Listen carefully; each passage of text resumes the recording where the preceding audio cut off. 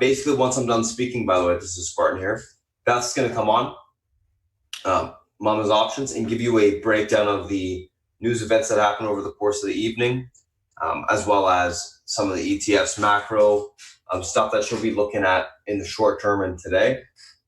Once she's done, I'll come back on. We'll talk about the stocks that are gapping up, gapping down, the news associated with those gap up, gap downs, and then we'll go through the technicals on those charts. We will also chart out the FANG as well. After that is done, South Beach will come on, give you a breakdown of the macro environment, any analyst calls he likes for the day, and then we'll come back, we'll recap what we talked about in terms of the technicals on the individual names and the SPY and the FANG, and then we'll get ready for the open. So, without further ado,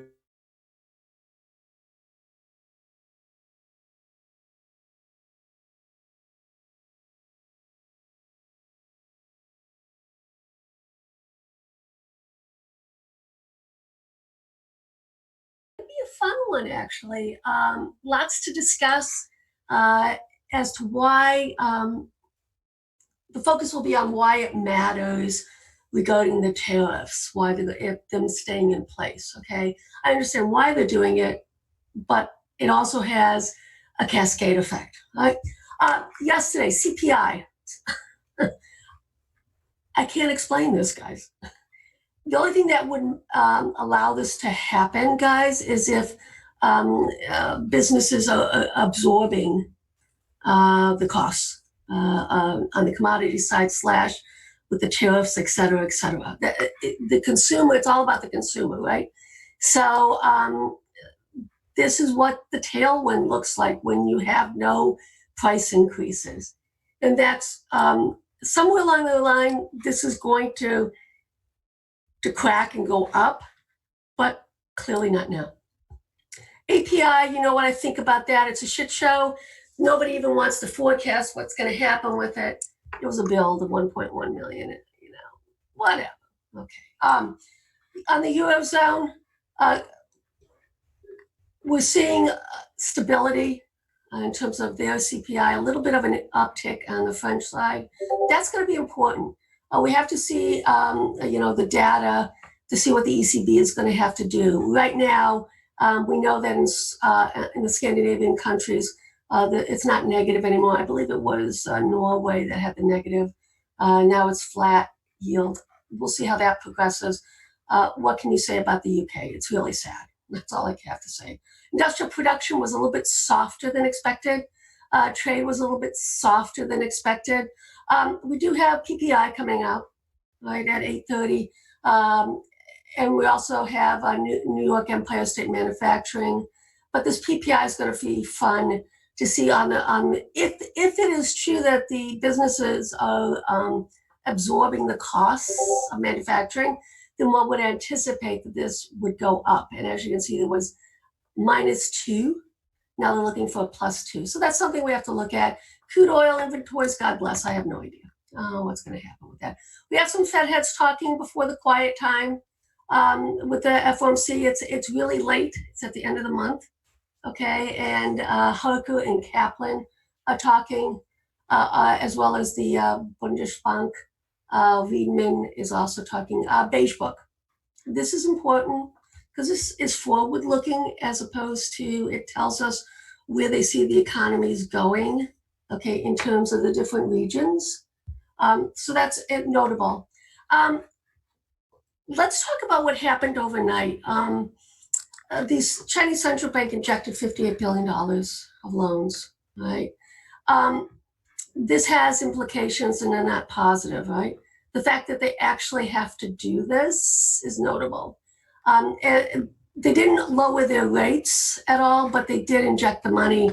So that's clearly more quantitative easing. And the reality still is the reason why they're doing is because their economy is soft, right? Why would you if you had a robust economy? Let's take a look at here. This is South China Morning Post. I really enjoy this print. Basically, and this is the narrative, guys. This is the intent, and this is going forward. The Belt and Road Initiative, it speaks to this as well. China basically wants to exclude, doesn't want to be dependent, okay, on imports in terms of components. And they will do whatever it takes to meet these goals, right?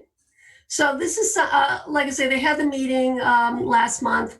We won't see what what they discussed until March when they announced the finances, what they're looking to do going forward. This is what happens when you have this sort of country.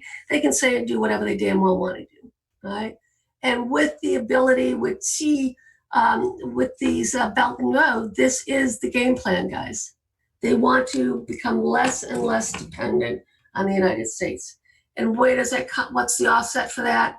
Middle East, Africa, South America, Russia, Eurozone. That's the game plan. And basically reducing the exposure to the US. Okay. Let's take a look at what came out as well with Mnuchin. Yeah, true. And like I say, we know this to be true, that they would want to do this. This should not surprise anyone. That's part of the deal. As far as I know, it's still getting signed near lunchtime, lunch and a drink or something like that. I don't know, celebrating, who knows? And the reason why the Chinese are going through with this, guys, is they have to. They have to swallow it and they have to do it. Phase 2, I don't know about that one, right? But why is this important? It's important, and Reuters came out with an article regarding the impact that the tariffs have on the U.S. economy, the cascade ripple effect. There is a paper that came out at the end of the month, end of December, and this is what's really valuable about the different feds, guys, is they all have research papers that they print out. It's so much. Normally, it's the Federal Reserve Bank of St. Louis that does this. I encourage you, for those of you who want to understand more the macro, is to start looking at these papers that they put out. All right, and so basically, it discusses the impact on the manufacturing sector globally. The tariffs have. This is a bad thing for the market. And that's why I don't know why, but I guess the market thought that the tariffs would go away or reduced or something like that. But that's the only leverage, right, that this administration has over the Chinese, the tariffs. We know the direct impact on the Chinese side. It's minimal on the U.S. side, but dramatic on the Chinese side. Okay, 300 billion odd, right? And this is why we are seeing bonds go up. And there's another reason why we're seeing bonds go up.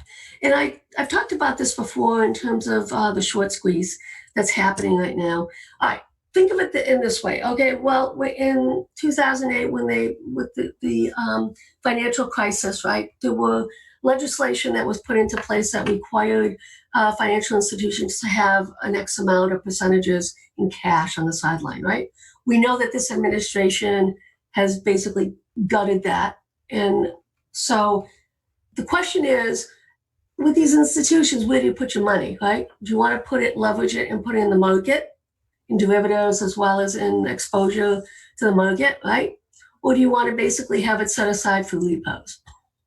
You do the math, right? And this explains exactly why this Fed for years now is having problems on the repo side, is because the institutions that would normally contribute, okay, in terms of oversubscription versus undersubscription, they're basically using the money, okay, in the market. And that's the tailwind that we keep seeing day after day after day. Does it eventually stop? Yeah, okay, and that resolves the issue. But until that happens, the Fed has to basically provide liquidity, right? So that's why we see the bonds going up, TLT. Gold is interesting, how it reversed itself yesterday. We'll talk about that as well. Divergence. Smart money, dumb money. Smart money is starting to get a little bit concerned up here, okay? This is not a positive, this is a negative. Also, sorry for asset managers out there. They basically when we get to this extension in terms of equity exposure, sorry, twins, it marks the top. Just saying. And the question's going to be is what kind of retracement do we get? Do we get the one that's similar to? Now, why could this happen? Don't forget that there was a perfect storm. There was exposure, but more than that, it was an earnings negative driven, where the analysts were basically lowering, where the companies were lowering their forecasts, right? And that caused this perfect little flash crash months of the decline, right? Now the question is, if the earnings behave, and we can already see the setup, right, in terms of the financials. Wells Fargo in the shitter because, well, they guided lower, it was horrible, right? So they're going to reward those institutions as well as companies that basically beat, well, I think you have to beat at this point, not meet, okay, and guide higher. Those will get the gift of, 5, 10% moves. On the other side, I just don't think coming in as expected will do the trick. I just don't, right? So let's go back. Since 2006, when the asset managers basically had a record high, exposure high, okay, 3 out of the 4 times the market was near a meaningful high. But as you can see here, this was different, right, because of the quantitative easing starting, right? What does this mean? You know what it means. Okay, this goes back. Where are we here? S&P after largest asset manager net position in index futures. Not good. This is not what we want to see. But what does it show us? 6 months, 12 months. That's why I keep pounding the table, guys. This 1 to 3 months, guys, is a technically driven momentum market. It's plain and simple.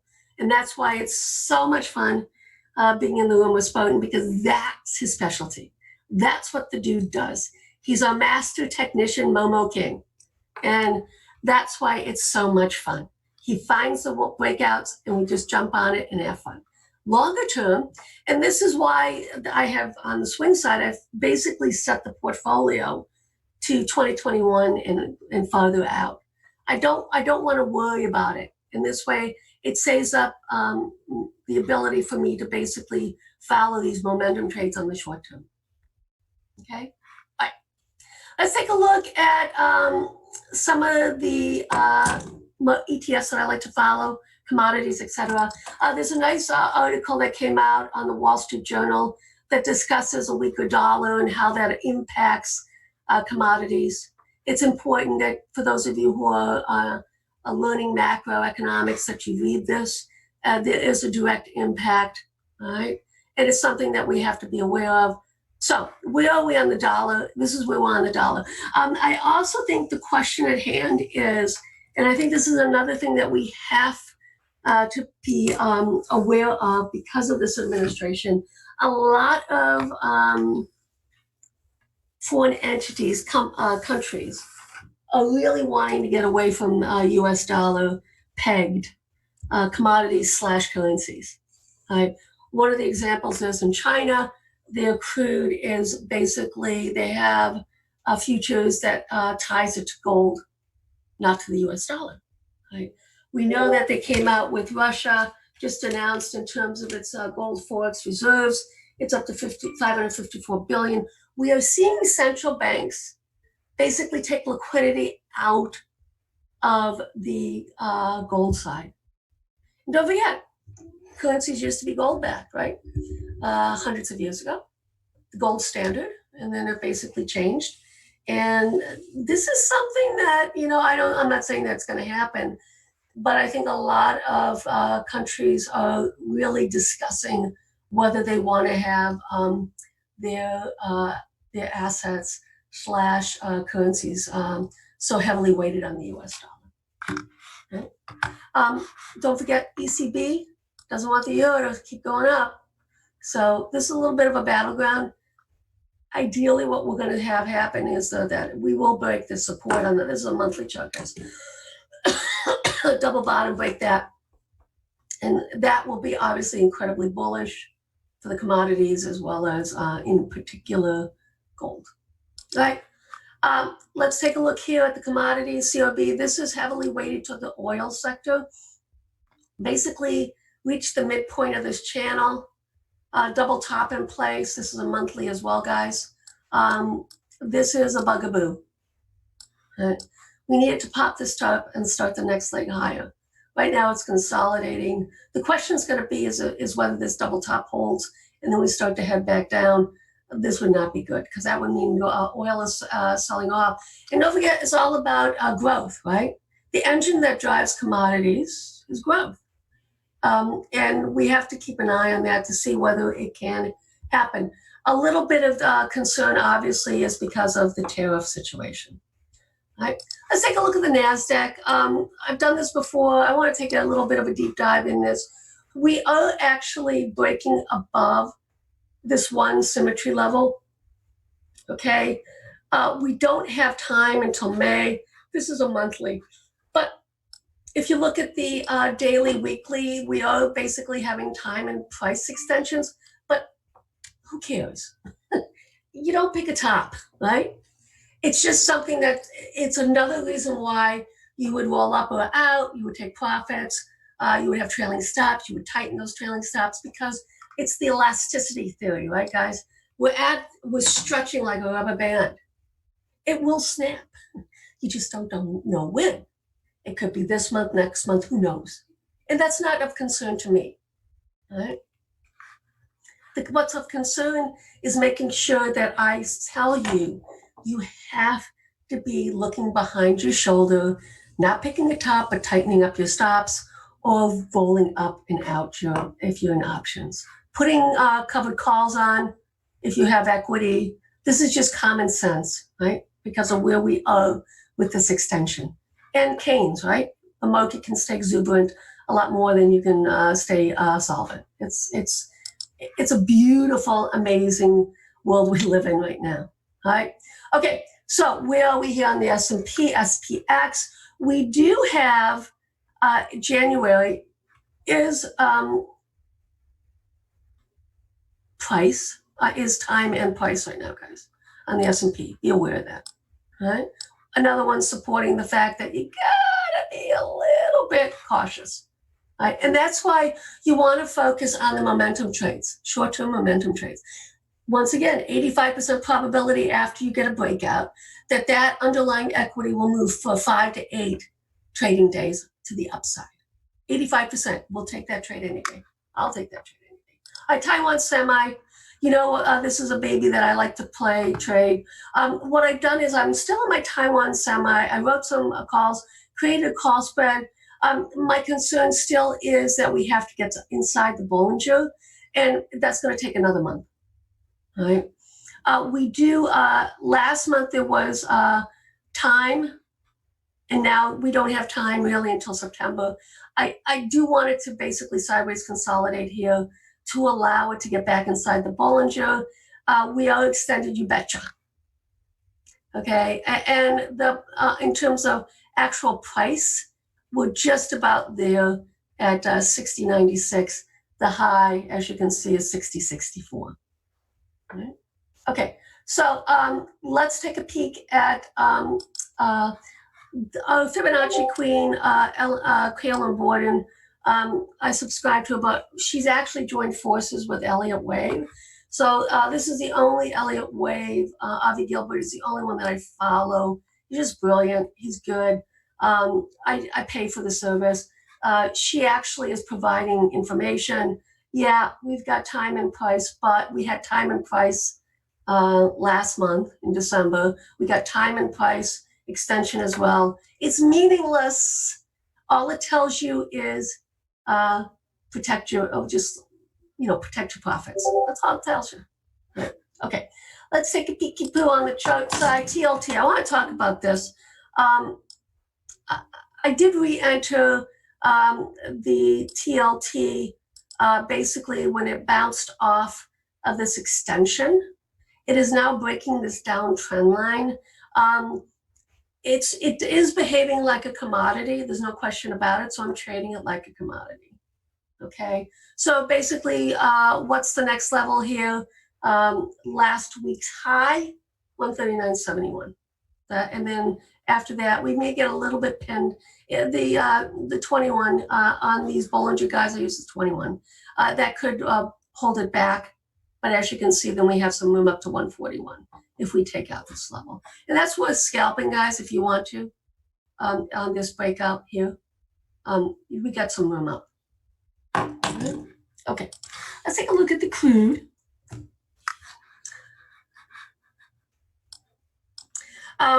Still breaking down. I think it should, in my mind, it will hold, okay, these EMAs. That's where it's sitting right now. I really don't think it will break below, but if it does, then we basically have room all the way back down to 55.50, okay? And I would say 57.27 is your pivot point right now on the downside. That also coincides with the midpoint with the Bollinger. I have some SCO on, but that does not matter for the actual oil stocks, guys, because they have strong seasonality into April, March, April. So you're going to see a little bit of divergence. And part of the reason being is that when we did see this spike, the oil stocks did not move high enough to reflect it. So with the increase, this will help their balance sheets. Well, it does become a matter of earnings right now. Okay. Let's take a look at gold. It's not often, but I did get snookered in terms of putting protection on with the breakdown of 1540. All right. That was my pivot point that I would enter GLD puts against my portfolio. I still have them. I'm not going to take them off, guys, until we actually break and hold above 1566. All right. We're right pretty much in the midpoint of this range. We have a well-defined range now. 1566 on the upside, and let's say 1534 on the downside. This range will probably hold, okay, for the coming weeks into the FOMC. And then we'll have to see if we can get the breakout with the FOMC. All right. And you know, with precious metals, FOMC meetings are definitely impactful and important for what happens with them. So I don't have any problem with that right now. We're still, I will probably on the 1566 lift off the right on the GLD longer dated stuff. And, you know, I may add Nugget in or JNUG, something like that. Okay. All right. Let's take a look now at some of our ETFs, financials. Beginning of earnings season, it's the beginning of the financials reporting. We are still pinned with a triple top, okay, on the weekly for XLF. Where does it start to be important on the downside? Basically last week's low. Until that time, we're basically trapped within a range, right? Sideways consolidation, breaking out or breaking down, don't know, right? Okay. Let's take a look at the healthcare sector. We'll see if this can pop the top, right? It also has a triple top on the weekly, notable. The question is, and that is the question, whether we break. So you trade this like a commodity, guys. You don't buy the top here. You sell into this top. And the only time you buy is when you break and hold above it. Right? So as you can see, a lot of these ETFs are consolidating. We do not know how they will break it. My time is up. Once again, welcome for those of you who are joining us on the stream. And let's have some fun. All right, my friend, are you ready?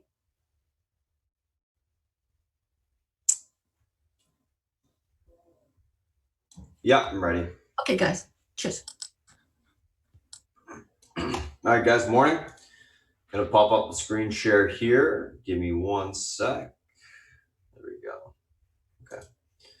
So if you guys are new to chat, just note that I'll be posting the Discord link for the Zoom chat in a little bit. So let's take a look at kind of what we got going on this morning. So pre-market tickers on watch, a couple different things we're looking at today. GRMN, MNTA, NVIDIA, SHAC, Target, and NKTR. GRMN announced a new power power electronic flight instrument for the GI 275, whatever, gapping up on that. MNTA upgraded to overweight from neutral at JPM, $30 price target, gapping up. NVIDIA gapping up, continuation and anticipation of the phase 1 signing. Shack, Goldman Sachs analyst reiterates 12-month Shake Shack price target of 115. Reiterates buy rating, gapping up on continuation as well from yesterday's breakout off the lows. Good one for us on the swing side. Target missed holiday sales forecast. Guidance maintained, stocks gapping down.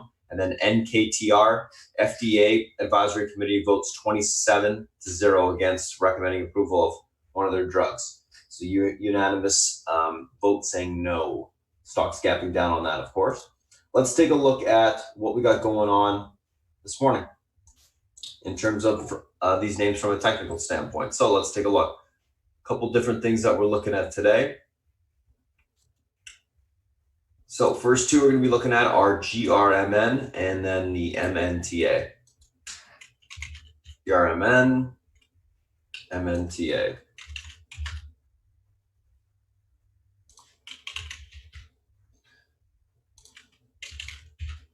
And I think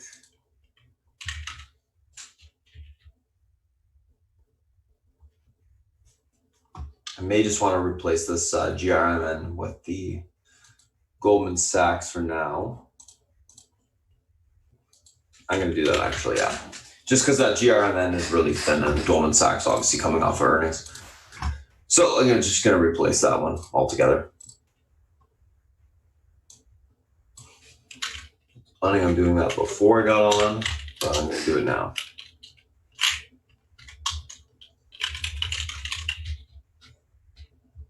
So let's take a look at kind of what we got going on here. Goldman Sachs stocks gapping down about 243 a share in the pre-market. Delete these right here.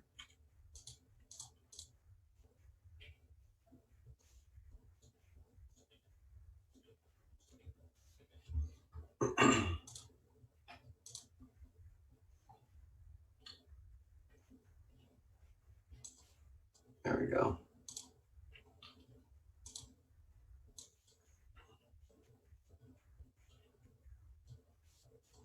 All right, so gapping down a little bit on earnings. Let's take a look at where we got room to today on the downside, as well as the pivot points, et cetera, et cetera.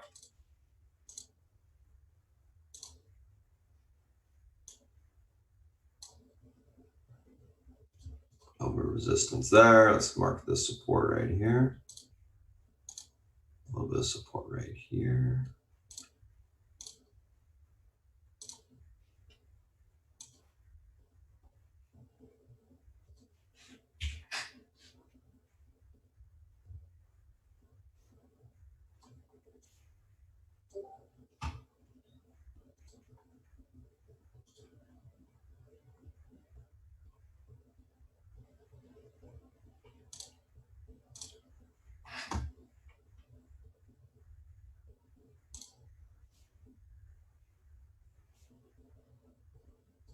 All right, that should be good. Let's take a look at the chart intraday from a intraday technical perspective.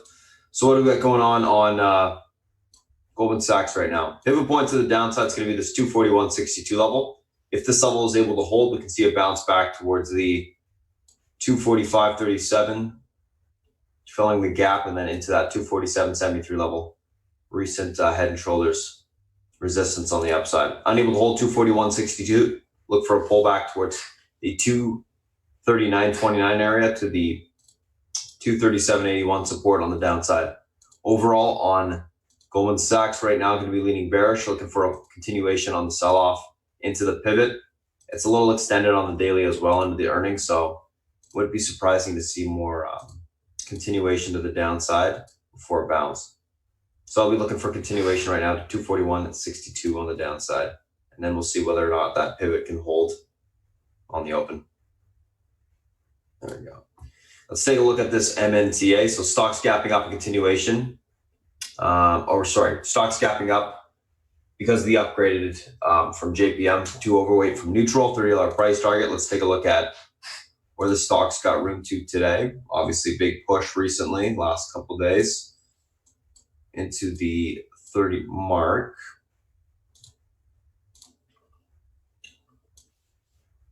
Oops.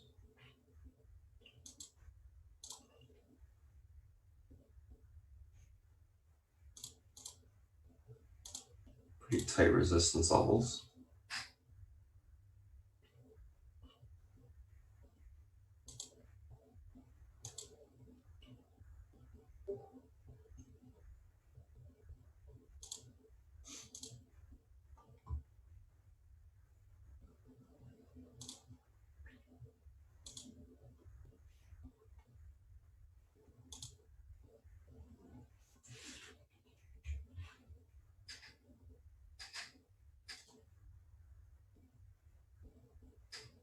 All right, let's take a look intraday here.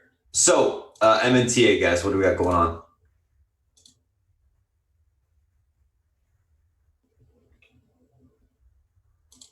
$29.34 pivot point to the upside today. Level holds, room for continuation towards $30.95. That level breaks, we can see that $32.23 top of the recent range high here. Unable to hold $29.34, look for continuation lower towards $27.78 support. If that level breaks, we're going to see further continuation to $25.50 on the downside. Overall on this MNTA, going to be leaning bullish, looking for continuation higher. So I'll be looking for a reclaim of the pivot and then a continued push to the upside. So that's MNTA, and that is Goldman Sachs. Let's take a look at the next two.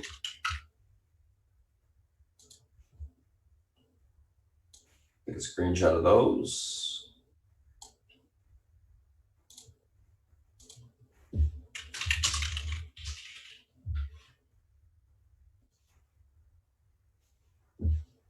So next two that we're looking at today, Shack and NVIDIA.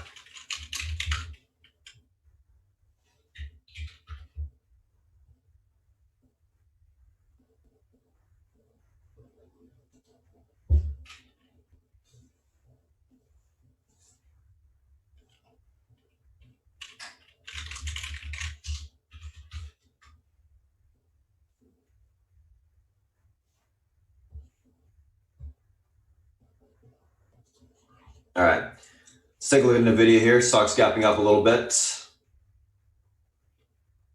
Pretty much similar levels to what we had before. Just gonna redo them all.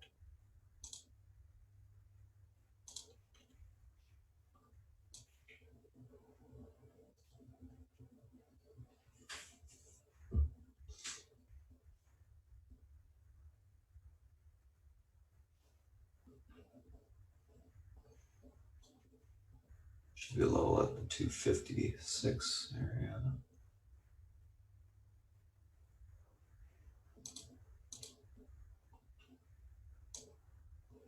Okay.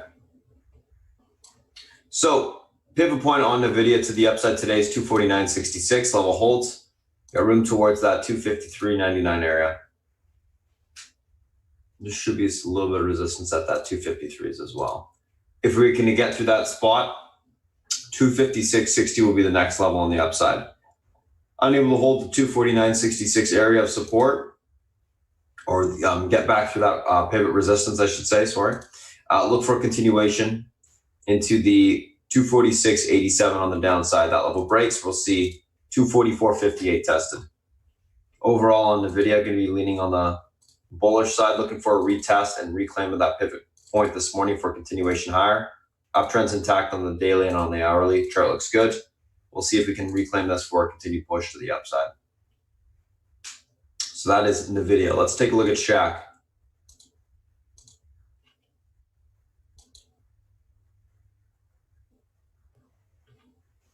So breaking the 50 MA on the daily to the upside, which is a huge level. It's going to chart that right there.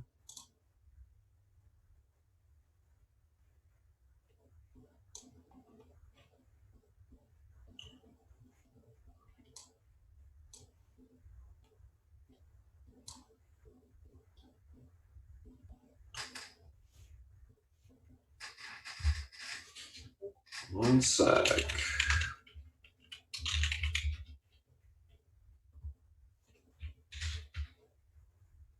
There we go.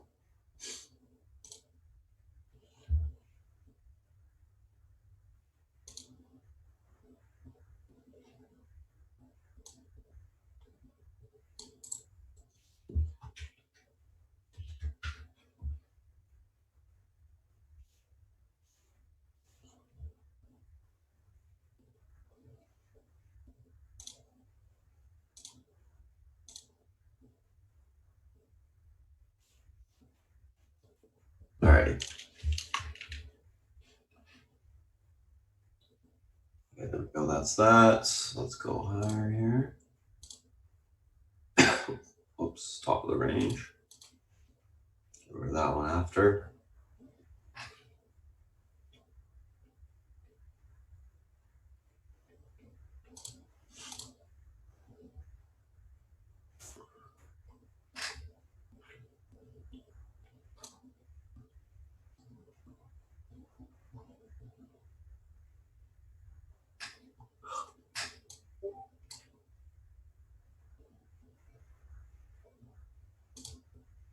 All right, we should be good here. Let's take a look at the chart intraday.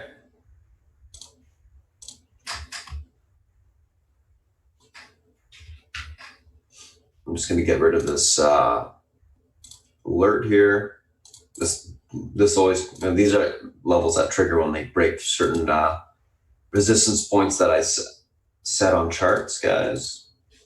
So 65. It should be 65, not 65.21 sec. 65 is going to be your pivot point to the upside today. That is the 50 EMA on the daily. This level holds. Room for continuation to the upside into the 67.55 area. We break through that, we can see 70.12 on the upside. Unable to get through that 65 area and hold, look for a pullback on the shack towards 62.66 to the 60.84. This is one that we swung overnight. Nice. We just got to wait for, hopefully this thing can hold up into the open and we can see further continuation higher. Like the chart coming up off the lows, I showed you guys how it looks similar to the BYND chart before it broke out yesterday. So I'm thinking that we do see continuation here. It all, overall looks good. So I'm leaning bullish on that name, basically looking for a hold of the pivot and then a continued push to the upside. May need to retest that 50 EMA on the daily before it continues to go higher. Just note that. So that's NVIDIA and that is Shack. Let's take a look at the next two, which are Target and NKTR.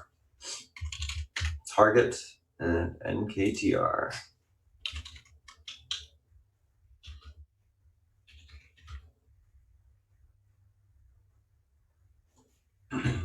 So Target, what's going on here? Stock's gapping down on those holiday sales numbers there. They did maintain guidance, so it's not all bad.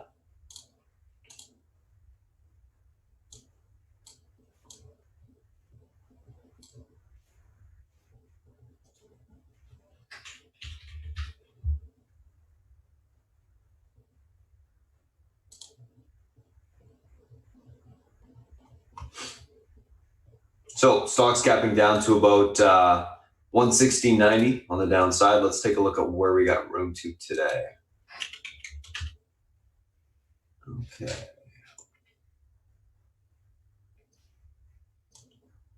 Pretty much into the gap. I'm gonna have to do a fib on it. Yes. I'm gonna delete some of these old lines too.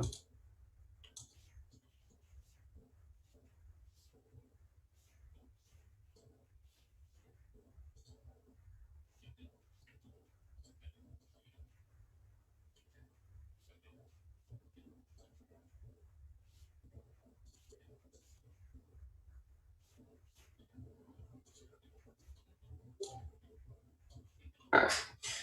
So that's all done. Okay, let's take a look at where we got room to today on Target.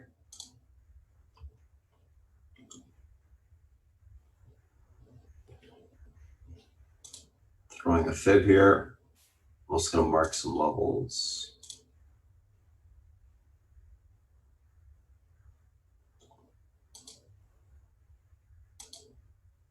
range.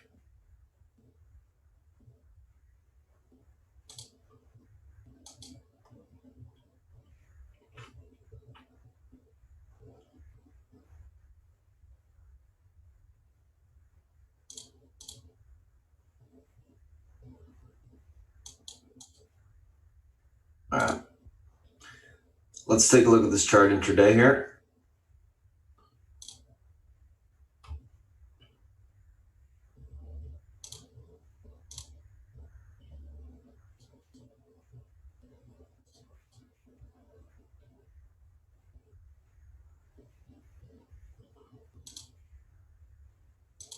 Top of the range.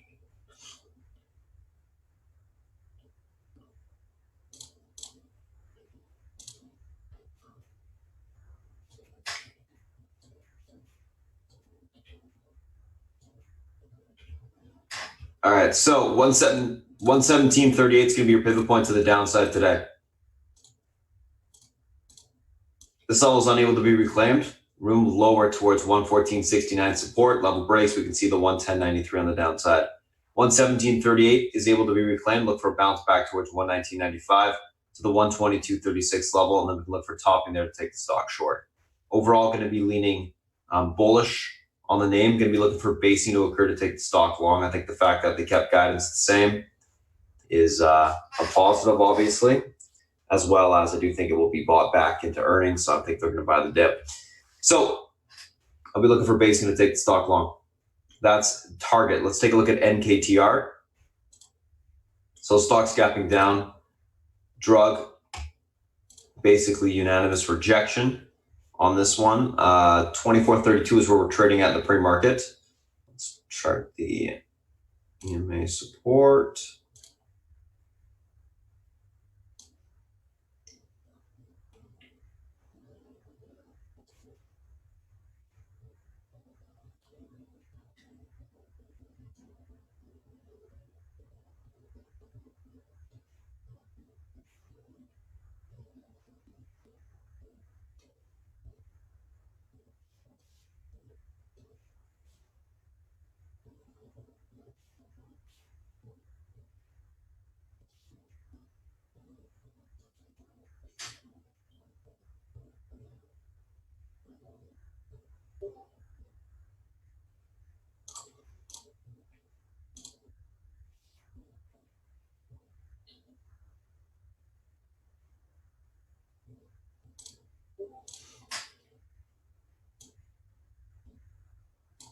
There it is, the gap fill area.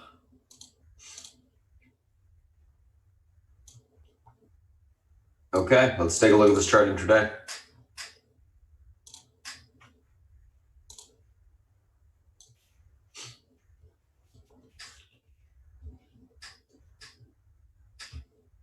So what is going on here? So stock right now, pivot point to the downside is going to be this 23.62 area. This level is unable to hold. We got room down lower towards 21.42 to 19.93. If we're able to get back above that level, 23.62, look for a continuation towards 24.98 on the upside. Level breaks, we can see 26.33. Of course, if we get through that level, we'll fill the gap all the way towards yesterday's close price. So we'll be looking for that. So 23.62 is your pivot point today. Going to be leaning bearish on the name, looking for any sort of topping to take the stock short. So I think you might see a little bit of a pop this morning, then we can look for topping. Seems like it's holding up decently well in the pre-market, despite the news. So we'll have to see how it acts on the open. And that is target, and that is NKTR.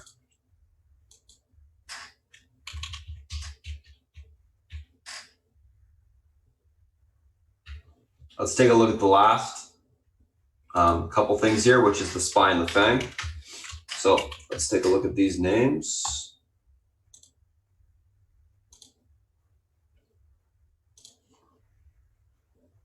So the market's gapping down a little bit here. I mean, realistically, it's almost flat. It's going to be an interesting day. Should be a little bit consolidative until we know what time the trade deal is supposed to be signed off on. Pivot point today is going to be the same as yesterday, that 327.80 area. Level holds, room towards the 328.71 spot on the upside. If we're able to get through the upper end resistance, let's just take a look.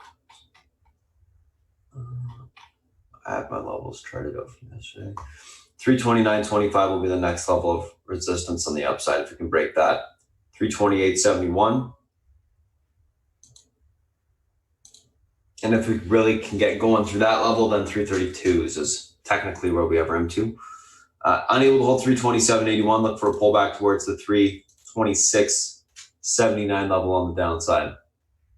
That level breaks, we'll see further continuation lower towards 325.84. So pretty much literally the exact same levels as yesterday, guys. Still stuck in a consolidated range on the hourly. Chart looks fine on the daily. We'll see what happens.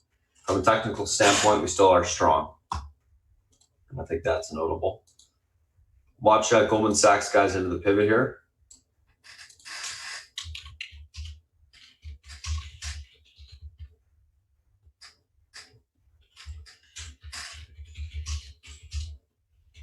If that breaks, it's got more room to the downside.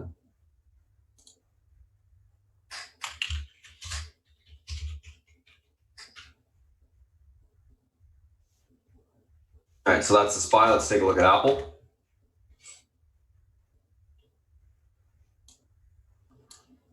I don't know why my levels never save on Apple, but okay.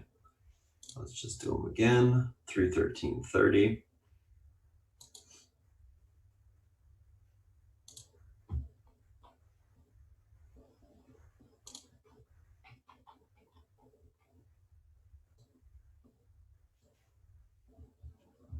$318.12.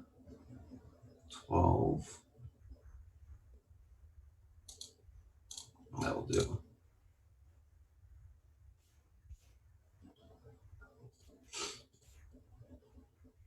All right, so Apple, what's going on here? Pivot point on Apple today is going to be that 313.31. Level breaks to the upside. You got room towards the 318.14 level.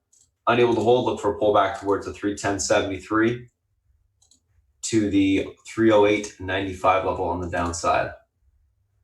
Overall on Apple, going to be leaning more on the, so on the SPY I'm leaning bullish. On the Apple, I'm going to be leaning bullish as well. Going to be looking for a reclaim of the pivot for continuation higher. Of course, on the SPY, it has to get back above the pivot for continuation higher. Until then, obviously, we'll look for it to sell off.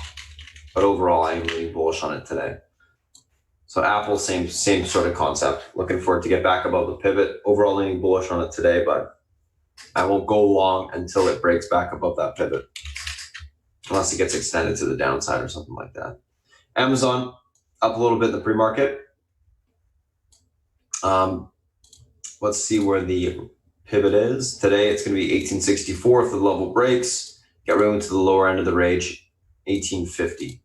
Able to hold that 1864 pivot, room towards 1880 on the upside. Overall on Amazon, leaning bearish. Stocks in a downtrend on the daily, short term. So I'm thinking that we see continuation lower, at least until that trend breaks. So that's Amazon. Let's take a look at Netflix.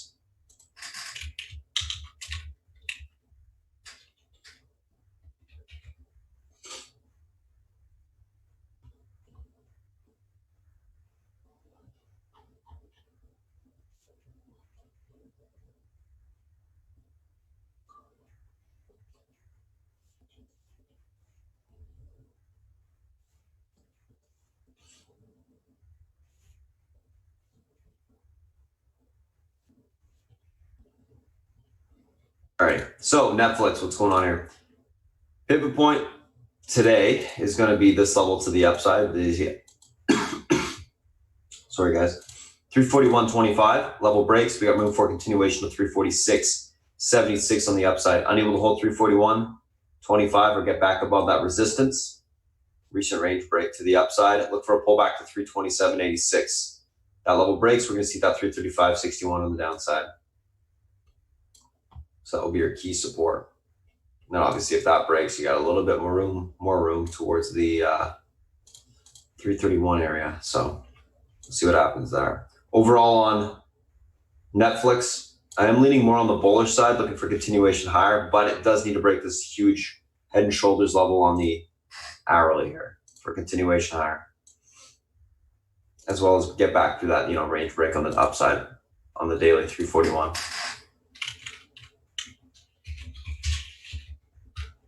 Netflix, that's Netflix. Let's take a look at Facebook.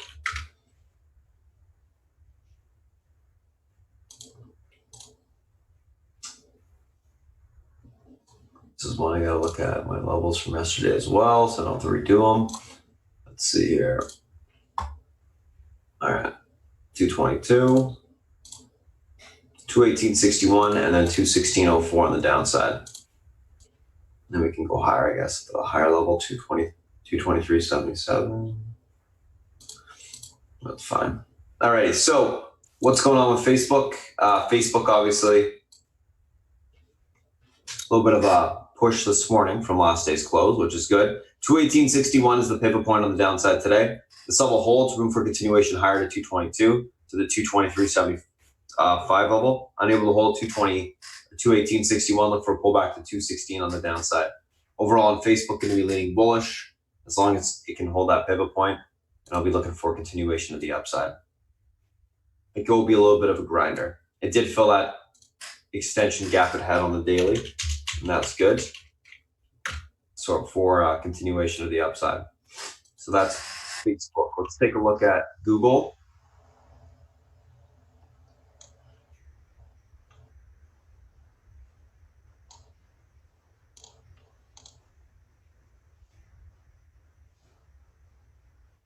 Google pivot 1423.81 today. Level holds are back towards 1440.77 on the upside. Unable to hold, look for a pullback towards 1415.72 on the downside. Overall on Google, going to be leaning on the bullish side, holding the pivot. I think it's holding up well on the hourly and the daily. So I'm thinking that we can see some continuation of the upside today. So that is Google. Alrighty. So that's the SPY, that's the thing. Those are the individual names that we're looking at today. I'm going to go ahead and pass over to South Beach for a little bit. I'm going to be in the background typing up the action plan. And then basically once we're all done all that, we'll come back, we'll recap what we talked about this morning and go from there. South Beach, if you're ready, it's all yours. Morning, guys and girls. Okay, so let's see what we have today.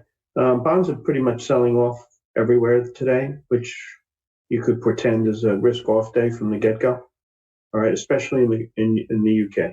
All right, the rates are down there pretty good. There's something the Russian government resigned. I don't know what that means. I'm sorry, I'm not adept at Russian politics, so I can alert you that it's going on. I can't alert you what it means. Sorry about that. Fed is on hold. Dollar is kind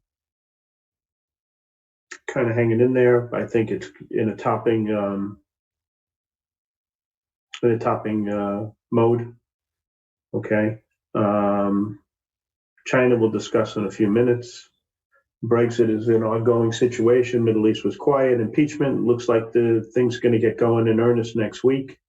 I don't think it's more than a sideshow, but we'll see. And the election, you had a Democratic debate last night that I did not watch, but the reports were that it was boring. And there wasn't a lot of confrontation there. So that's that. The big thing of the day is this tariff deal is going to get signed. And the big question I have is buy on the rumor, sell on the fact. Okay. Is this a short-term situation where people want to reduce their exposure to the market? The market has been fighting this China thing for pretty much since Trump's been in office, or at least 2 years, let's put it that way. And now it's coming to fruition, at least part one of the trade deal. The big surprise from left field was that we keep the tariffs on until after the election. Okay, I personally think this is a very good thing because you're dealing with a country that's never lived by what they say, right? South China Sea, Hong Kong, political prisoners, all this other crap. Okay, these guys, you can't trust them as far as you can throw them. And so now you have something that, if they don't like the way it's going, they keep the tariffs on, or they raise them, or whatever. Okay, so it's a good first step with checks and balances. And I gotta tip my hat to the guy. There's a lot of things that people don't like about Trump. There's a lot of things people do like about Trump. But he has used tariffs as a measure to get countries to cooperate economically. And from what I can see, it looks like it's working. Okay, forgetting about all the other stuff. I'm just focusing on that because that's what the stock market is concerned about. All right. And the only question I have is it a sell on the fact? And the futures are kind of telling me it might be. So we've had a great run. It wouldn't shock me. And you had a couple of companies in there with decent numbers today that are trading lower. I think Goldman Sachs numbers were decent. I think Bank of America numbers were decent. And yet you have this whole banking group looking heavy. Okay. Unless there's something in there that I didn't see. And if you guys want to tell me what it is, because what I saw wasn't bad. Okay. Yesterday they liked him. Today they don't. We'll see. Let me get back to your question. Sorry. Okay. All right. So that's that. Let's look at some research that came out today. Let's talk about the short side first. Bernstein downgraded Beyond to equal weight with a $106 target. They were the first guy that really, that I could see, that had positive research on the thing. And now they're downgrading it. I like to go with the hot hand. So I think Beyond's run is probably in the late innings at the very best. Okay. Fizzler got a double downgrade from an overweight to a sell, but he didn't say why. He's got a $49 target. If it was just because of price, then I'm not into it, but I don't know. I couldn't find it anywhere. If anybody knows the research specifically, let me know, but I always pay attention to double downgrades. SPR was downgraded because of the Boeing situation. They are 50% of their business is the 737 MAX. They reduced the target to 77. Look, this stock is really cheap, but we don't know what's going to happen with the 737 MAX. I think there's a outside shot that they bagged the whole thing, but we'll see. I mean, I wouldn't want to get on one of those planes, to be honest with you. What else on the short side? UI was downgraded to a sell, and he raises the target. When an analyst does that, it means to me that the analyst has no feel for the stock. Okay, he's had a sell on the, he's had a 115 target. The stock's 185. Now he raises the target to 134 and goes to a sell. I say ignore the call. Okay, and a couple of guys don't like this MAC, and that's been in the crosshairs of a lot of analysts recently. The problem is it pays 11%, and you want to, lose 11% while you're waiting for the shoe to drop, and you don't know when the shoe's going to drop. My guess would be they're going to cut the dividend, but we'll see. I mean, I think that's a pretty safe bet, actually. On the long side, the call of the day is Shaq out of Goldman for sure. Reiterate the buy, 140, 115 target, 80% upside in the shares, yada, yada. They love it. Great call, big call, et cetera, et cetera. Okay. Citibank, OpCo likes that, put a 124 target. Guggenheim likes Facebook, 270, raised the target to 275. PCG was upgraded at Citibank with a 15 target. I think that's an interesting call. Certainly looks like Elliott wants to reach a deal with PCG to keep this thing from getting out of hand for them, the bondholder. They thought at one point they'd get the whole company. That definitely doesn't look like it's going to happen anymore. And it looks like the bankruptcy is not in the cards. I mean, like a total zero in the equity. That's what I mean by bankruptcy. They did file bankruptcy. Delta was an upgrade. I'm sorry, a raise in price from Citibank.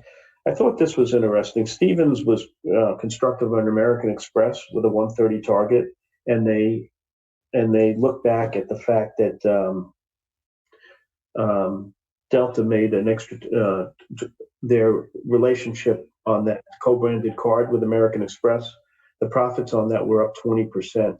I've heard some really crazy stuff like airlines make more money in the credit card division than they do operating the airline. Nevertheless, that's a big part of their business, and that's very interesting to me. Okay, for American Express and Delta. Okay, I think Stevens brings up a really good point. Okay, what else? Moffett Nathanson initiated Viacom. That's their wheelhouse. These guys, I only talk about them when they talk about telecommunications and entertainment companies, mostly entertainment. And Viacom, they had a neutral, but the target's 45. If I've been in and out of this stock, I caught it pretty well at the bottom. I made a good hit in it, and then I got off the train. But if it were to dip to like 39, I think I'd probably get back involved. So I'm looking at that one. What else on the long side? Let's see. Oh, Wedbush likes Peloton.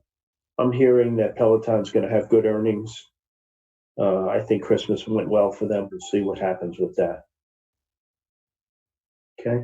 Looking at the news overnight, I think the biggest news coming out was Target.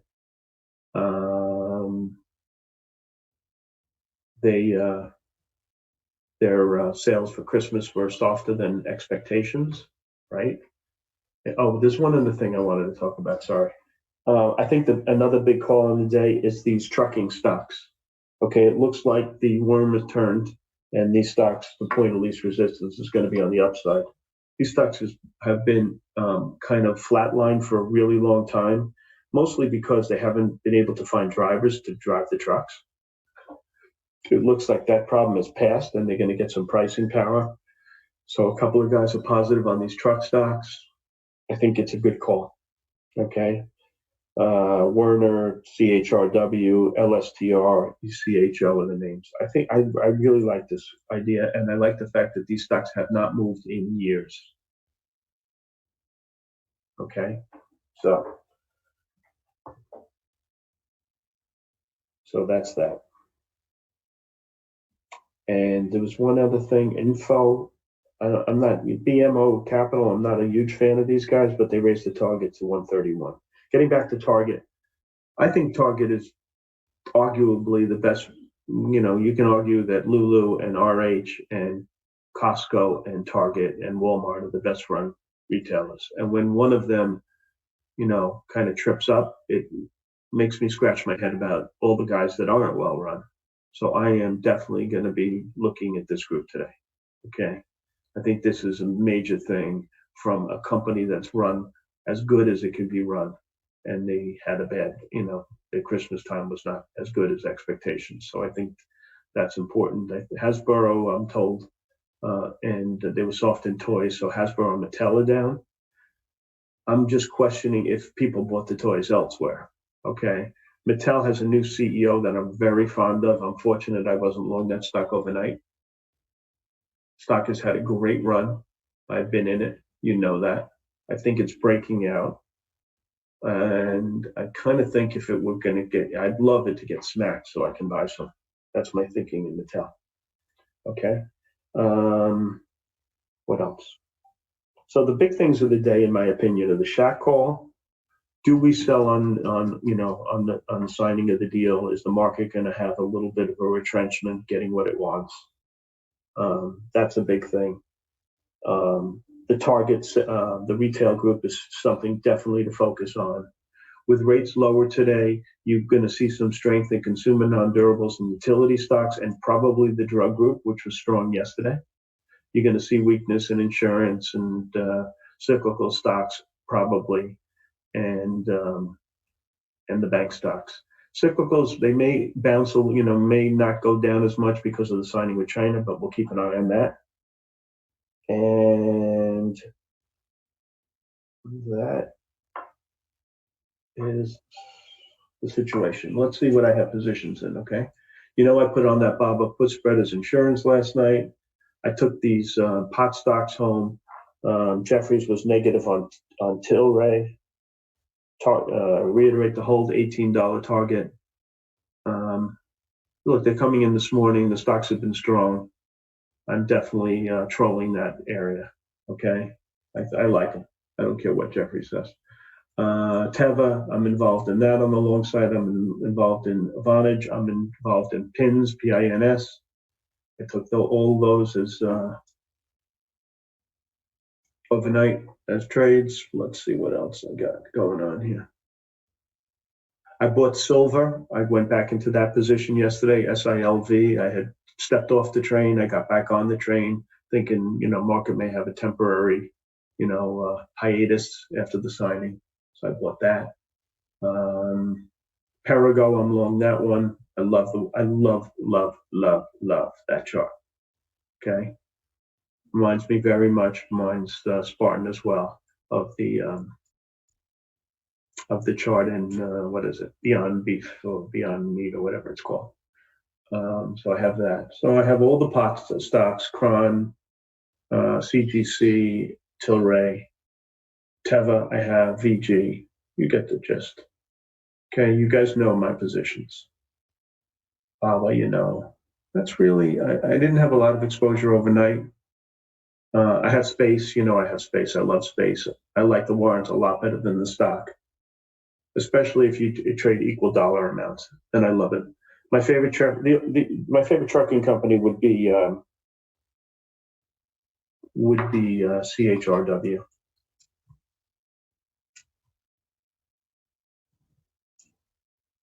Okay. All right. So what else? I think that's it. So you guys have 3 minutes to ask me any questions you want.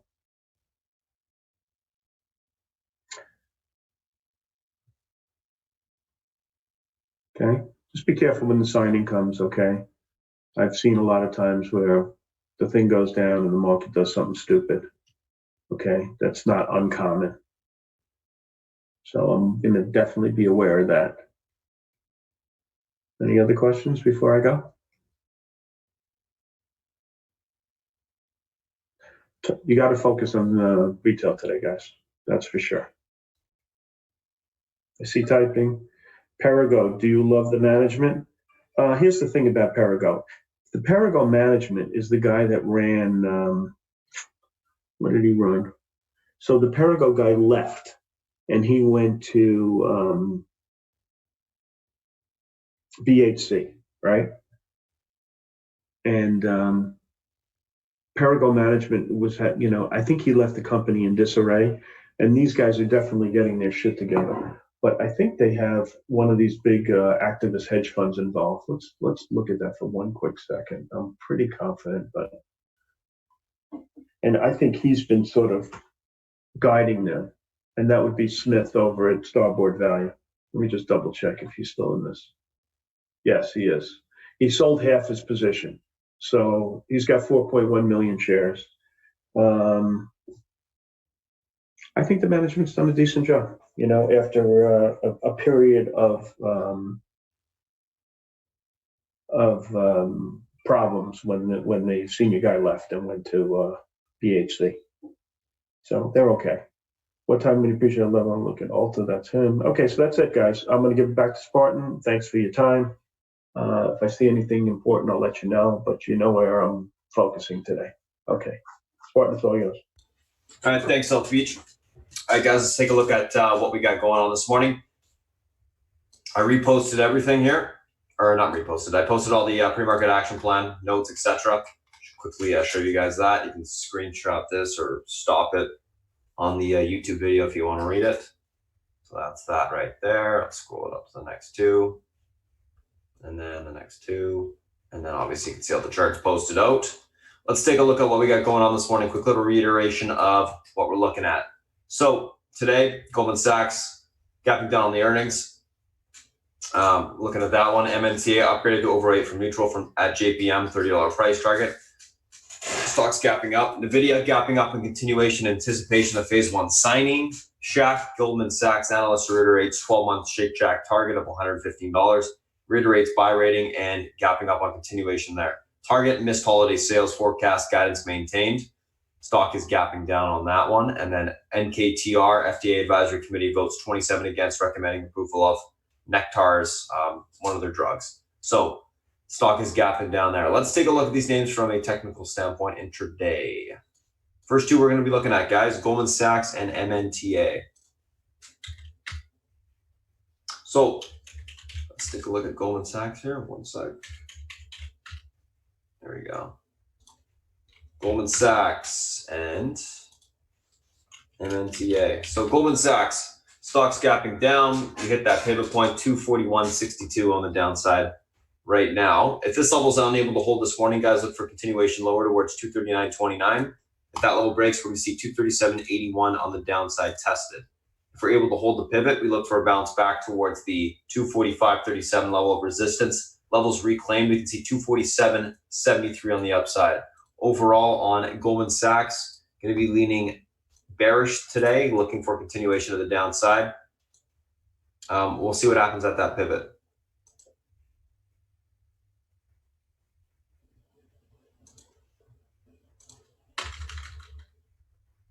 There we go. Let's take a look at the next one. MNTA, and obviously you can see the bounce off the pivot right now. MNTA, 29.34, guys, is the pivot point to the upside today. FYI, guys, what's a pivot point? Major support or resistance on the daily that will cause continuation in one direction or the other. It usually causes a pivot in the shift of the price action. So that's why I call it a pivot point.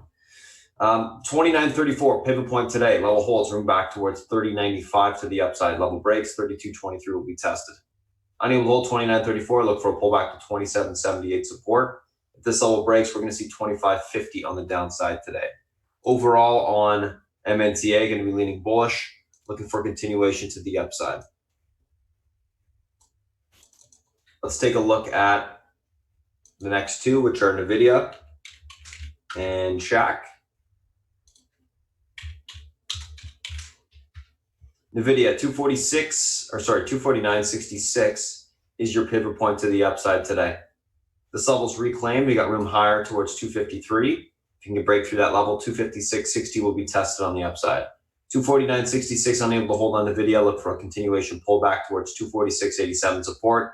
Level breaks, we're going to see 244.58 on the downside today. Overall on NVIDIA, going to be leaning bullish, but we need to get back above that pivot. I'm basically leaning bullish, looking for a pivot retest this morning, and then we'll see what happens after that. Let's take a look at Shack. So Shack breaking out on the daily off the lows. We already talked about this one quite a bit yesterday. I also tweeted about it, and also we have a swing overnight on some calls. So that's good. $65 is your pivot point to the upside today. This level holds room towards the 67.50 level. If that breaks, we're going to see 70.12 tested on the upside. Unable to hold that 65 pivot level, aka the 50 EMA on the daily. Look for a pullback towards 62.66 to 60.84 on the downside. Leaning bullish on Shack. I want to see continuation higher and some more momentum kick into the stock. Let's take a look at the last two, which are Target and NKTR, and then we'll go through the spine of the FANG. So Target, guys, 117.38 is your pivot point to the downside today. If the level is unable to hold, room lower towards 114.69 support. Level breaks, we'll see 110.92. If we can get back above 117.38, look for a continuation push towards 119.95 on the upside. Level breaks, we'll see 122.36.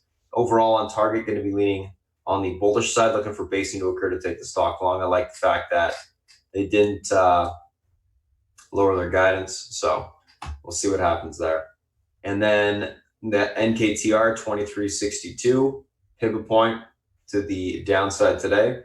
This level, the stock's holding up extremely well despite the news that came out, so that's interesting. 23.62 pivot. If this level holds, room back towards 25, which it's at right now. Breaks, we can see 26.33, then into the 28 spot on the upside. Unable to hold 23.62, look for a pullback to 21.42 on the downside to 19.93 on the continued sell-off. I'm leaning bearish on the name. I want to see some sort of pop topping occur to take the stock short. So that's what we'll be looking for there. Let's take a look at the SPY and the FANG.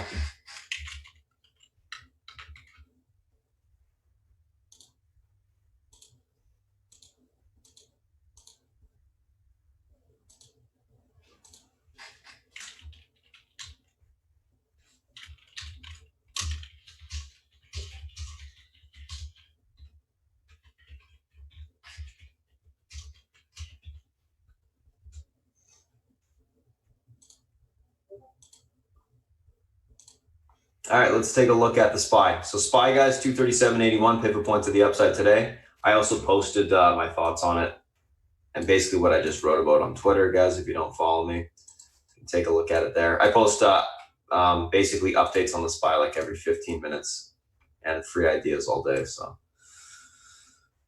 not probably worth a follow in that regard. But anyways, 237.81 pivot point to the upside today. Levels unable to hold. Look for continuation lower to 327.81 pivot point. Unable to hold, the room towards 326.79. If we break through that range, guys, we're going to start to sell off towards 325.84 on the downside.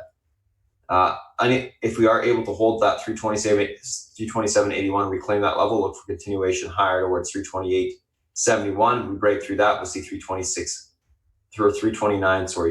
on the upside today. Overall on the SPY, guys, we're still stuck and we're holding up on the hourly, which, longer term, yeah, we're bullish. In the short term, though, intraday, we're below EMA support, so I'm leaning bearish for now. If we get above the EMA support or get back above the pivot, that changes to bullish, and I'll be looking for a continuation higher. I think it's range bound for now, and we'll be range bound until we get the, signing of the trade agreement, which is supposed to happen at 11:30 today. So we'll watch for that. That's the SPY. Let's take a look at Apple.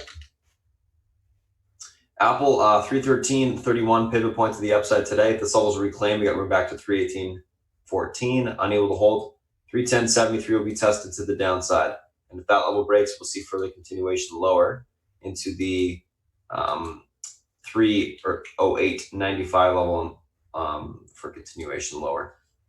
308.95 will be the next support underneath 310.73. Overall, right now, leaning bearish, just like the Apple, until we get a reclaim of the EMA support and the pivot for continuation higher. Overall, medium to longer term, it still looks bullish to me. So that's Apple. Let's take a look at Amazon. So Amazon, 1864.32 pivot, level holds, room for continuation back towards 1880s. Get through that, we can see possibly 1897.